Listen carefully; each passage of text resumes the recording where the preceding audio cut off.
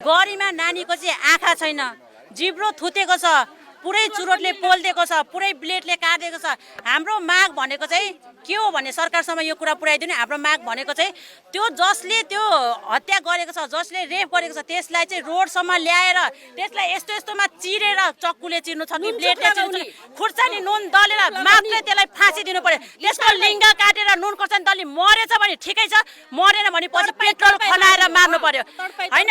यस्तो धेरै नियम, यति ठुलो नियम चाहिँ नेपालमा कसरी आयो भन्दाखेरि चाहिँ थाहा होस् के, मान्छेलाई डर लागोस्। मान्छेले त्यो काम गर्नुभन्दा अगाडि भोलि मेरै छोराछोरीले, मेरै दाजुभाइले, हाम्रो सिमराबाटबाट भोलि मेरै छोराछोरीले त्यो काम गर्नुभन्दा अगाडि चाहिँ 100 चोटि सोच्न पर्छ।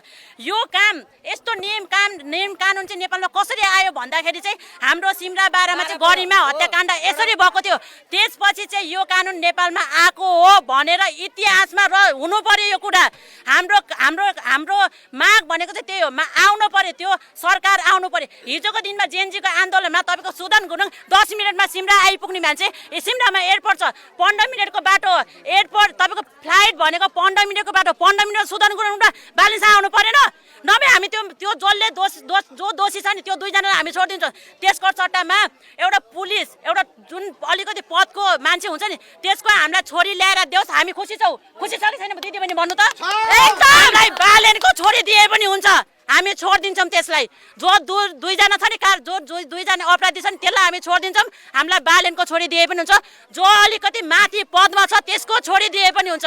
हामी हेर्छौँ, हामी यो घरलाई हेर्छौँ। हामीलाई अरू न्याय केही छैन, कि त हामीलाई सरकारको छोरी चाहियो, कि त त्यो दुईजनालाई रोडमा ल्याएर काटेर नुन खोर्सानी दलेर त्यसलाई फाँसीको सजाय नभए पेट्रोल खनाएर मार्नु पर्यो।